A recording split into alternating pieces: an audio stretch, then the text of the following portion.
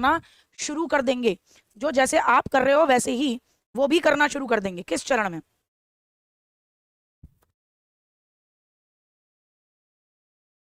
Sensory motor 0 से 2, pre operational 2 से 7, मूर्त संक्रियात्मक 7 से 11, औपचारिक संक्रियात्मक 11 से लेकर 15। किस चरण में बच्चे दूसरों को फॉलो करते हैं, नकल करते हैं, शुरू कर देते हैं संवेदी गामक में? पूर्व संक्रियात्मक में बच्चे क्या करते हैं? प्रतीकात्मक खेल खेलते हैं। क्या खेलते हैं? प्रतीकात्मक खेल। और क्या करते हैं? विलंबित अनुकरण। और क्या करते हैं? विलंबित अनुकरण, डेफर्ड इमिटेशन। विलंबित अनुकरण यानी अब ये फॉलो करेगा जैसे घर वाले करते हैं। आपने पूछा बाबा कैसे करते हैं, चल के दिखाएगा। मम्मी पापा वाले खेल खेलेगा जब मम्मी पापा नहीं होंगे, मम्मी पापा वाले खेल खेलेगा, विलंबित अनुकरण। और क्या करेगा? जीववाद, प्री ऑपरेशनल में। और क्या करेगा? ईगोसेंट्रिसिज्म, अपने ही एंगल से देखेगा। और क्या करेगा? आपका हो गया सेंट्रलाइजेशन, केंद्रीकरण, सेंट्रलाइजेशन। और क्या करेगा? लक्ष्य निर्देशित व्यवहार करता है, लक्ष्य निर्देशित व्यवहार करता है। ये सब दिमाग में होना चाहिए। एक एक चीज पूछी गई है, पूछी जाती है और आ सकती है। ठीक है, बहुत बढ़िया। आगे बढ़ेंगे, आगे बढ़ेंगे। जीन पियाजे के सिद्धांत के अकॉर्डिंग व्यक्ति आत्मसातीकरण और समंजन के माध्यम से किस स्थिति को प्राप्त करने का प्रयास करता है? बहुत प्यारा क्वेश्चन, ध्यान देना। जीन पियाजे की थ्योरी के अकॉर्डिंग व्यक्ति किसके माध्यम से? असिमिलेशन और अकोमोडेशन के माध्यम से क्या प्राप्त करने की कोशिश करता है? अकोमोडेशन। अकोमोडेशन के माध्यम से कहां पहुंचना चाहता है बच्चा? जब असिमिलेशन कर रहा है और अकोमोडेशन कर रहा है तो क्या कर रहा होगा? अच्छा विवेक, अच्छा सीधी क्लास लेने बैठ गए थे क्या? सीधे उठते ही नाश्ता बहुत देर का आ गया है बनाना चाहता है, इसीलिए क्या करता है वो? सबसे पहले इक्विलिब्रेशन करना चाहता है, इसीलिए सबसे पहले उसने आत्मसात करा, फिर देखा यार गड़बड़ी है तो अकोमोडेट करा, पुराने ज्ञान में परिवर्तन करा, फिर संतुलन तक पहुंच गया। तो हमेशा याद रखना, असिमिलेशन का मतलब ओल्ड ज्ञान प्लस न्यू ज्ञान और किसी में चेंज नहीं। ओल्ड ज्ञान प्लस न्यू ज्ञान, पुराने ज्ञान में नया ज्ञान जोड़ा और नो चेंज, किसी में भी चेंज नहीं। अकोमोडेशन में ओल्ड ज्ञान में चेंज, ओल्ड ज्ञान में क्या करता है बच्चा? परिवर्तन कर देता है, चेंज कर देता है। ठीक है साहब, आगे बढ़ेंगे। लॉरेंस कोलबर्ग के नैतिक विकास के सिद्धांत के अकॉर्डिंग एक व्यक्ति जो नैतिक विकास की कानून और व्यवस्था चरण में है उसका मत क्या होगा? कानून और व्यवस्था यानी परंपरागत में दूसरा लेवल, यानी ओवरऑल अगर मैं देखूं तो चौथी स्टेज किसकी? अपने कोलबर्ग भैया की, कि कानून और नियमों का पालन अन्य व्यक्ति को प्रसन्न रखने के लिए करना चाहिए। कानून और अधिकारियों की आज्ञा का पालन करना चाहिए जिससे सामाजिक प्रणाली सुगम बनी रहे। कानून और नियमों का पालन दंड से बचने के लिए करना चाहिए। कानून और नियमों का पालन तभी करना चाहिए जब वो हमारी आवश्यकता की पूर्ति करें। किसमें? वो कानून और व्यवस्था के चरण में है। यहां पर वो चरण में है कि कानून और अधिकारियों की बात माननी चाहिए जिससे सामाजिक प्रणाली सही से बनी रहे, क्योंकि वो कहता है सोशल ऑर्डर मेंटेनेंस। अन्य व्यक्तियों को प्रसन्न करने के लिए होता तो गुड गर्ल गुड बॉय होता। क्या होता? गुड गर्ल गुड बॉय कहलाते। यहां पर कानून और नियमों का पालन दंड से बचने के लिए करता, तो आप इसे ये बोलते कि भैया यहां पर भी आप कहीं ना कहीं गुड बॉय गुड गर्ल, या फिर आप बात कर रहे हो किसकी? सजा और आज्ञा पालन की। कानून और नियमों का पालन तभी करना चाहिए जब आवश्यकताओं की पूर्ति करे, तो आप कह रहे हो सोशल कॉन्ट्रैक्ट की, आप सामाजिक अनुबंधन की बात कर रहे हो, जो कि उत्तर परंपरागत में पहला ही पहला आपका चरण है। राष्ट्रीय शिक्षा नीति 2020 के अकॉर्डिंग 5वीं तक के सभी बच्चों को उनकी मातृभाषा में शिक्षा दी जानी चाहिए। बिल्कुल सही बात है, बिल्कुल सही बात है। छोटे बच्चे अपनी मातृभाषा में सार्थक अवधारणा को अधिक तेजी से सीखते और समझते हैं। बिल्कुल सही बात है, इसीलिए मातृभाषा में पढ़ने दीजिए। ए और आर दोनों सही, लेकिन आर ए की और आर ए की सही व्याख्या भी है। ठीक है ना? क्यों 5वीं तक मातृभाषा में शिक्षा? क्योंकि बच्चे अपनी मातृभाषा में सार्थक तरीके से समझते हैं। बिल्कुल सही बी। जब आकलन बच्चों के किसी कौशल संबंधी बोध और समझ या पाठ की लर्निंग और शिक्षण प्रक्रिया के दौरान किया जाता है, तब इसे क्या कहा जाता है? जब आप आकलन कर रहे हो बच्चे का, तो बच्चे की किसी कौशल संबंधी बोध, क्या कौशल बन चुका है उसका, उसकी अंडरस्टैंडिंग, उसकी समझ और पाठ के अधिगम और शिक्षण प्रक्रिया के दौरान कर रहे हो, तो आप उसे क्या कहोगे? पाठ के अधिगम शिक्षण प्रक्रिया के दौरान बच्चे का कौशल कितना बना, समझ कितनी बनी, बोध कितना हुआ, इसके दौरान कर रहे हो, तो क्या कहोगे? अधिगम के लिए आकलन बोले तो असेसमेंट फॉर लर्निंग कहोगे। अधिगम का आकलन असेसमेंट ऑफ लर्निंग कहोगे। असतत मूल्यांकन, सतत मूल्यांकन की बात होती है। योगात्मक मूल्यांकन बोले समेटिव असेसमेंट। बोलो रे, क्या कह रहे हो? बहुत शानदार, इसे आप कहोगे अधिगम के लिए आकलन। कौन सी औलाद बोली? बी, 65 का बी। अरे गीली गीली गनो, अधिगम का आकलन, अरे शिक्षण प्रक्रिया के दौरान लिया जा रहा है, आपकी बोध आपकी समझ को चेक कर रहा है, तो अधिगम के लिए आपका आकलन है। फॉर है, ऑफ होता ऑफ होता तो समेटिव असेसमेंट होता, फॉर है तो फॉर्मेटिव असेसमेंट है। क्या गलती कर रहे हो यार, क्या गलती कर रहे हो, कैसे बता रहे हो? और एक आध तो देखो 65 का डी बता रहे हैं। कौन सा कीड़ा काटा है भाई, कौन से कीड़े ने काटा है? जब आप अभी अभी बताया था ना, थोड़ी देर पहले ये क्वेश्चन आया था, जब आप पढ़ाने के दौरान टेस्ट ले रहे हो, आकलन कर रहे हो और नंबर नहीं दे रहे हो, बोध देख रहे हो, समझ देख रहे हो, कौशल कितना विकसित हुआ है, तो आप उसे बोलते हो असेसमेंट फॉर लर्निंग। अधिगम कर सको इसके लिए आकलन, और बेहतर अधिगम हो, फॉर्मेटिव असेसमेंट। समेटिव असेसमेंट ये चेक नहीं करता कितना कौशल बना, कितनी बोध, कितना समझ। एक तो पाठ के अंत में होगा और ये देखेगा सीखा या नहीं सीखा, नहीं सीखा चल नंबर मत ले, सीख गया ले नंबर ले ले, नंबर का गेम, अधिगम का आकलन। 20 सुझाती है कि एजुकेशन पाठ्य पुस्तक की विषय वस्तु तक सीमित होनी चाहिए, गलत बात। बच्चों को कंटस्थीकरण यानी रट्टा मरा हुआ हो, गंदी बात। बच्चों के बीच प्रतिस्पर्धा, गंदी बात। क्या हो, समालोचनात्मक चिंतन के विकास पर केंद्रित होनी चाहिए। एनईपी क्या कहती है कि एजुकेशन क्रिटिकल थिंकिंग के मौके दे बच्चे को, कि वो अपने तरीके से चीजों को कई और बेहतर तरीके से सोच पाए, कई और बेहतर तरीके से उन पर काम कर पाए। रेयान ने कुछ दिन पहले ही जाना कि अंग्रेजी के किसी शब्द के पीछे ईडी लगाने से उस शब्द का रूप वर्तमान से भूतकाल में बदल जाता है। रेयान ने क्या जाना कि अंग्रेजी के किसी शब्द के पीछे ईडी लगा दो, भूतकाल बन गया। इस जानकारी को पाने के बाद रेयान हर शब्द का भूतकाल रूप दर्शाने के लिए ये तरीका अपना रहा है। वो अब हर चीज में, जैसे रीड की, बस रीड रीड ही रहती है, लेकिन बोलते रीड रेड रेड है, लेकिन वो क्या कर देगा, रेयान क्या कर देगा, रेयान क्या कर देगा, रेयान कर देगा रीड तो रीडेड, ऐसे कर देगा। तो ये हर किसी चीज में भी सेम नियम लगा रहा है। बच्चों द्वारा किसी नियम को हर दशा में रिप्रेजेंट करना क्या कहलाता है? कमतर आंकना, अति नियमित, प्रतिबंधित या द्विभाषिक। अंग्रेजी में under estimation, over regulation, ban करना या बायलिंगुअल क्या कहलाता है? इसे आप कहते हो ओवर रेगुलेशन या ओवर जनरलाइजेशन। क्या कहते हो? ओवर रेगुलेशन या ओवर जनरलाइजेशन, कि आप जो सामान्य नियम निकाला है आपने, उसका अति सामान्यीकरण कर दो। क्या कर दो? अति सामान्यीकरण कर दो आप। अति सामान्यीकरण यानी हर जगह आप उसी चीज को, उसी नियम को लगा रहे हो, ये संभव थोड़ी ना है। तो इसे आप क्या कहते हो? नियमित। नियमित का मतलब रेगुलेशन। आप उसको ओवर रेगुलेशन कर रहे हो, हर जगह उसको घुसेड़ दे रहे हो। आप उसको ओवर रेगुलेशन कर दे रहे हो, हर जगह उसको घुसेड़ दे रहे हो, तो ये ओवर जनरलाइजेशन है। क्या है? Over generalization. निम्नलिखित में से कौन सा समस्या समाधान की पद्धति का पहला चरण है? आपसे पूछ रहे हैं समस्या समाधान की पद्धति का पहला चरण कौन सा है?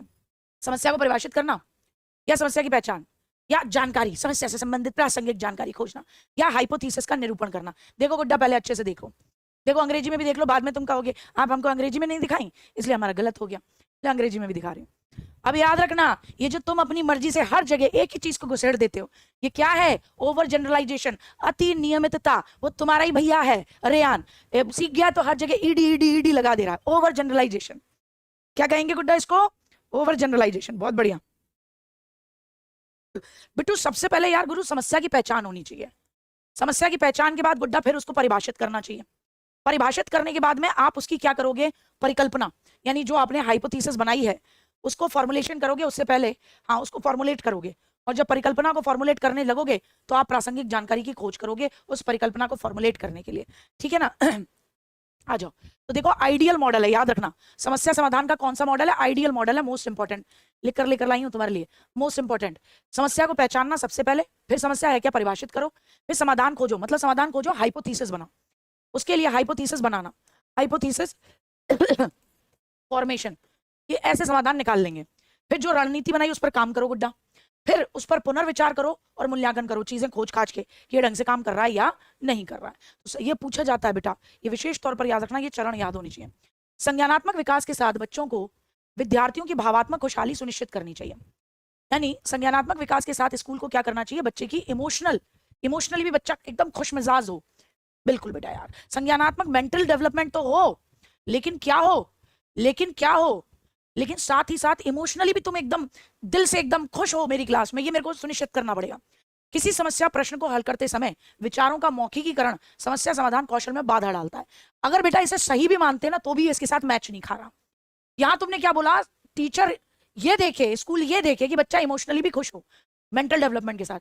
यहां क्या बकलोली है बेटा कि समस्या को हल करते समय विचारों का मौखिकीकरण, वर्बलाइजेशन, बोल बोल के पढ़ना समस्या समाधान कौशल में बाधा डालता है। ये गलत है, क्योंकि बाधा नहीं डालता, पॉजिटिव है।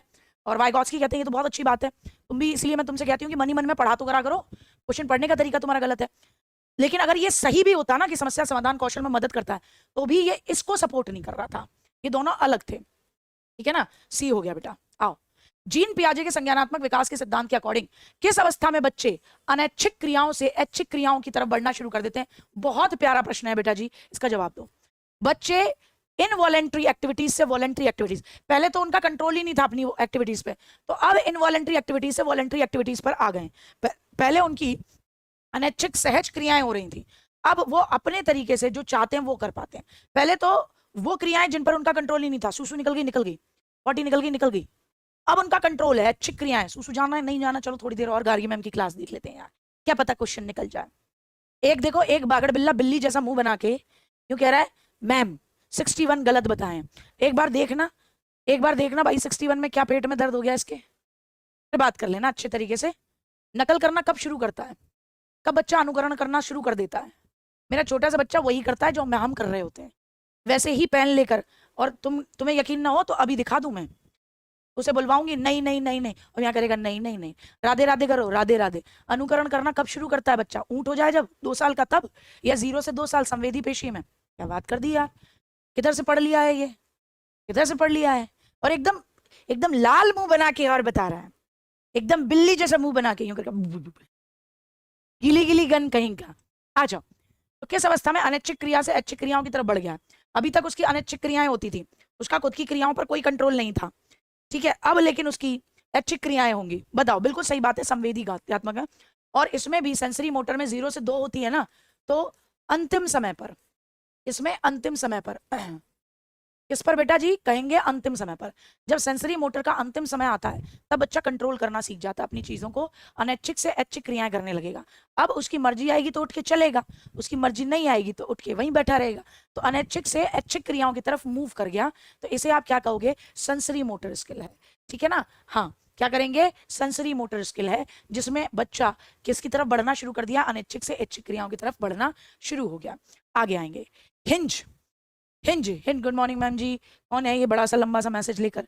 और हिंज दुविधा को सुनने के बाद 8 साल की गुरप्रीत, 8 वर्ष की गुरप्रीत है। मैंने आपको बताया था कि प्री कन्वेंशनल कब से कब तक चलती है? 4 से लेकर 10 साल, ये बात भी याद रखना, 4 से लेकर 10 साल। तो 8 साल की गुरमीत है, तो 8 साल की है, तो बेटा जी इसका मतलब पीछे वाले पे चल रही होगी, प्री कन्वेंशनल के, यानी साधनात्मक सापेक्षवादी उन्मुक्ता की मारी है, साधनात्मक सापेक्षवादी उन्मुक्ता की मारी है, साधनात्मक सापेक्षवादी उन्मुक्ता देखने को मिल रही है गुड़िया में। तो गुरप्रीत कहती है हिंज को पैसा चुरा लेना चाहिए क्योंकि उसकी जरूरत है। नैतिक तर्क के किस लेवल पर बच्चे सही और गलत का फैसला व्यक्तिगत जरूरत और चाहतों के आधार पर करते हैं? विवेक नहीं, व्यक्तिगत जरूरत और उनकी चाहते क्या हैं उसके आधार पर करते हैं। हाँ, बिल्ली नहीं बिलौटा था। दंड और आज्ञा पालन 8 साल की तो नहीं होगी। यांत्रिक सापेक्षवादी उन्मुक्ता बोले तो इंस्ट्रूमेंटल रिलेटिविस्ट ओरिएंटेशन। अच्छा लड़का अच्छी लड़की, तो मैंने आपको बताया 10 से लेकर 13 साल वाला मामला है ये पूरी स्टेज, जिसमें ये दोनों चीजें आती हैं। आगे बढ़ेंगे। समावेशी शिक्षा खालिस्तान के जरिए, खालिस्तान के विविध जरियों के निष्कासन पर बल देती है। किसके निष्कासन पर? किसको एलिमिनेट करना है, किसको हटाने पर बल देती है? ध्यान से पढ़ना, ये क्वेश्चन खतरनाक है। हाँ, टिट फॉर टेट वाली अवस्था में गुड़िया। तो बताओ, समावेशी शिक्षा खालिस्तान के विविध जरियों के निष्कासन, किसको एलिमिनेट करने पर ध्यान देती है? प्रेजेंटेशन, एक्सप्रेशन, इंगेजमेंट या डिस्क्रिमिनेशन, भेदभाव। किसको हटाने की बात करती है, किसको निष्कासित करने की बात करती है, किसको एलिमिनेट करने की बात करती है? समावेशी शिक्षा भेदभाव को एलिमिनेट करने की बात करती है कि भेदभाव समाप्त हो, लेकिन असमानता, आप भेदभाव को समाप्त करो लेकिन विभिन्नता को समाप्त नहीं करना। ये गलती मत करना। भेदभाव समाप्त हो, असमानता समाप्त हो, लेकिन विभिन्नता समाप्त नहीं हो। एक ऐसी क्लास जिसमें अलग अलग सोशल और इकोनॉमिकल बैकग्राउंड से बच्चे आते हैं, एक टीचर को क्या करना चाहिए? एक ऐसी क्लास है जिसमें बच्चे अलग अलग सोशल और इकोनॉमिकल बैकग्राउंड से आए हैं, तो टीचर को क्या करना है? आपने क्या करा? अधीनस्थ समूहों से संबंधित बच्चों के लिए कमतर अपेक्षाएं बनाना और कायम रखना। आपने ये देखा, जो ऐसे ग्रुप से बच्चे आए हैं जो कि थोड़े से लोअर हैं, तो उनसे टीचर क्या कर रहा है? कम अपेक्षाएं रखना है, लो एक्सपेक्टेशन रख रहा है उनसे, ऐसे बच्चों से जो सबऑर्डिनेट ग्रुप से आए हैं, और अपेक्षाएं बना ही नहीं रहा, कम रख रहा है। समावेशी भाषा, जैसे कि हमारा विद्यालय, हमारी कक्षा, इसका इस्तेमाल करें। प्रबल समूहों से संबंधित बच्चों में अलगाव की भावना को बढ़ावा दे। जो बच्चे डोमिनेट ग्रुप से आते हैं उनको कहे तुम इनके साथ घुला मिला मत करा करो, तुम अलग रहो, एलिनेशन की भावना को बढ़ावा दे। अधीनस्थ समूह, जो थोड़े लोअर बैकग्राउंड से आ रहे हैं, उनसे संबंधित बच्चों के बारे में रूढ़िवादी को बढ़ावा दे, तुम तो ऐसे ही होते हो, वैसे ही होते हो। क्या करें? अगर समावेशी भाषा का प्रयोग करता है हमारा स्कूल, हमारी कक्षा, हर बच्चा क्या करेगा, ये रिलेट कर पाएगा कि यार मेरा स्कूल है, बढ़िया है सब कुछ। एडीएचडी ग्रसित बच्चों के सफल समावेशन के लिए अध्यापक को क्या करना चाहिए? इसका बच्चे का ध्यान नहीं रहता तो टीचर को क्या करना है?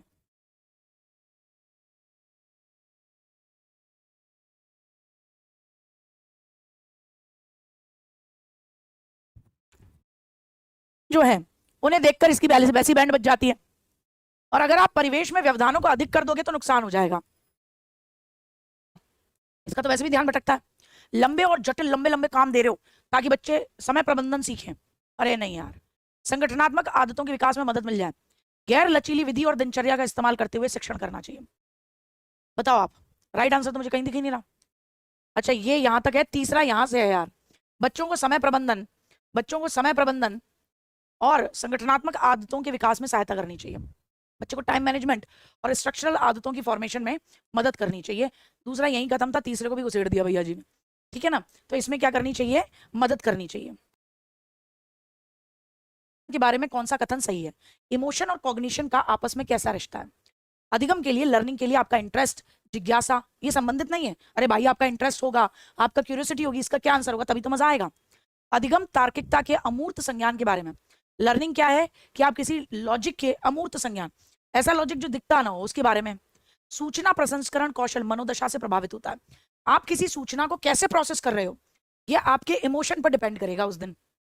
अगर निराशा का लेवल उच्च होगा तो संज्ञानात्मक दक्षता आएगी, संज्ञानात्मक दक्षता नहीं आएगी भैया। अगर आप निराशा ज्यादा हावी होगी तो संज्ञानात्मक दक्षता कैसे आ जाएगी? आप तो संज्ञानात्मकता में बिल्कुल नीचे चले जाओगे। आप किसी भी सूचना का प्रसंस्करण कैसे करोगे, आप किसी इंफॉर्मेशन को उस दिन कैसे एक्सेप्ट करोगे, यह आपकी मनोदशा से प्रभावित होगा। इससे प्रभावित होगा मनोदशा से।